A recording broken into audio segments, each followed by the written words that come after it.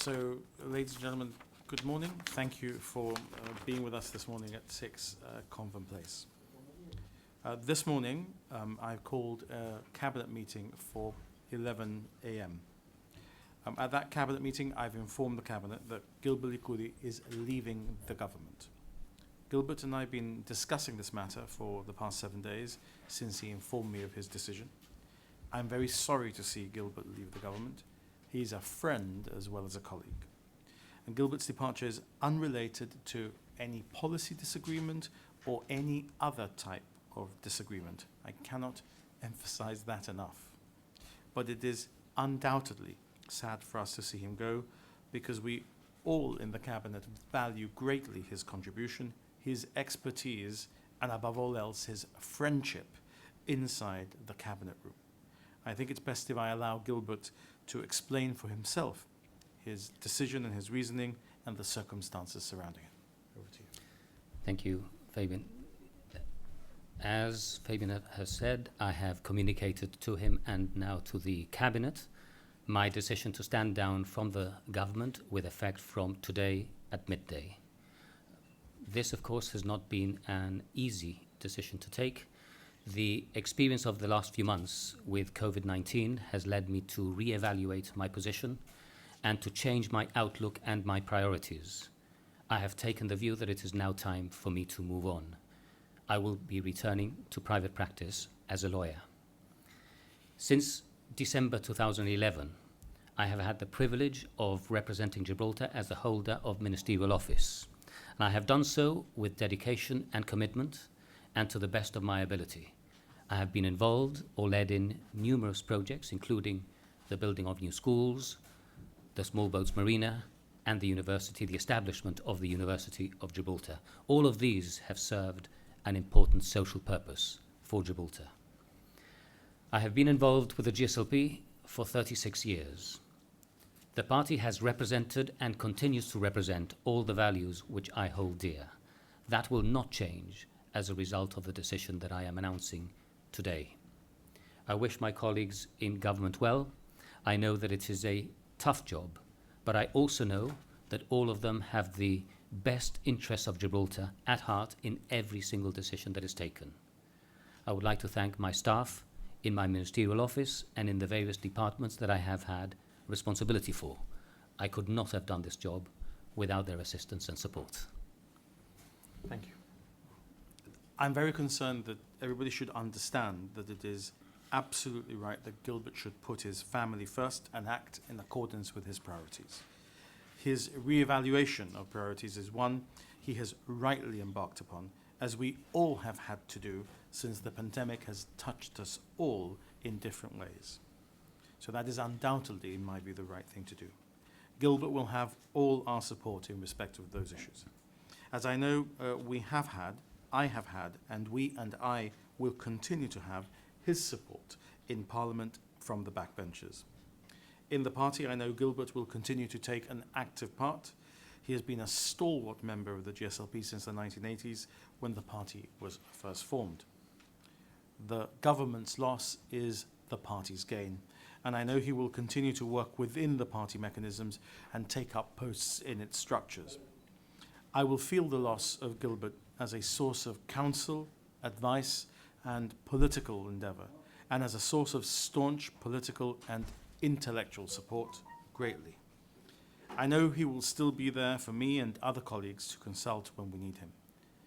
In his time in office, the Honourable Gilbert Licudi QC MP has delivered a marina for 700 small boats and a super yacht facility.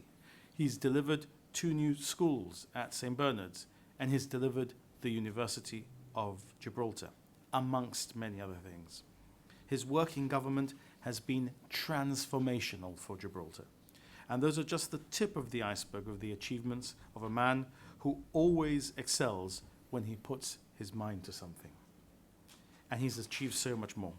And of course, he's been an integral part of the return to government of the GSLP and of our winning 3 successive elections with our colleagues in the Liberal Party, making the GSLP the party that has won the most general elections in Gibraltar's history since the 1969 Constitution. as chairman of the party in 1988, when we first won a general election, and as a candidate in 2007, 2011, 2015 and 2019, Gilbert is a pivotal and central part of that history and that success, especially in his various ministerial offices since 2011. Gilbert will relinquish his ministerial portfolios today. Last night, I spoke to His Excellency the Governor so that he was aware of the events of today. I spoke this morning to, after the cabinet meeting had ended, to the Speaker of the House, the Leader of the Opposition, and Ms Hassan Naon, so that they would be aware of the nature of this press conference. All have asked me to wish Gilbert well in his return to practice. In my conversations with His Excellency, I advised him that after consulting with the Deputy Chief Minister, I would be recommending to him, under the provisions of the Constitution, the following portfolio appointments as particular directions. John Cortes will once again take responsibility for education and the University of Gibraltar. Vijay Dalianani will take on more responsibility by my assigning to him responsibility for the port, maritime services, including ship and yacht registration, and responsibility for the Gibraltar Air Terminal, as well as new commercial aviation projects. This consolidates all aspects of transport under one ministry. Albert Isola will take on responsibility for the public utilities. And I'm asking Paul Valwan to take over from Gilbert responsibility for employment, social security, the Industrial Tribunal, and health and safety.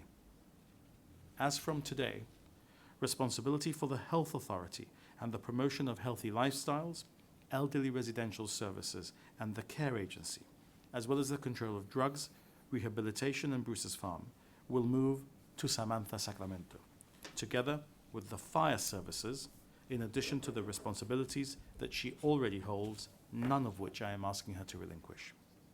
Other changes are likely to follow in the coming weeks as we finalize this reshuffle, and other adjustments which may be required as a result of Gilbert's departure from the front bench, as we start to settle into the rhythm of the approach of autumn this year.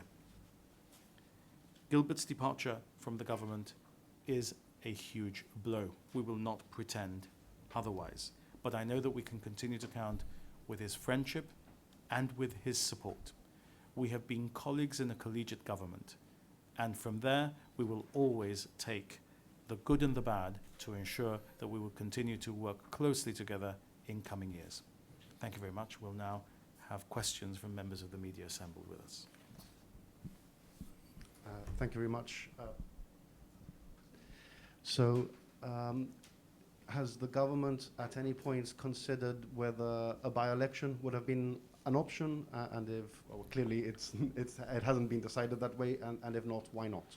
Well, I think, first of all, the seat is the seat of the individual who's been elected by the people of Gibraltar, and it's his decision whether he relinquishes his seat or not. Gilbert is elected as a member for the Gibraltar Socialist Labour Party, and there'll be an issue for Gilbert and the executive of the party. My view, as the Chief Minister and as the leader of that party, is that Gilbert has a lot to contribute still, and that he can contribute as a Member of Parliament on the backbenchers in a way that is competent with the compatible, with the decision that he has made to return to practice and to concentrate on his family life and his personal life. But that is a matter on which Gilbert can tell you a little more now. But what I would tell you is this.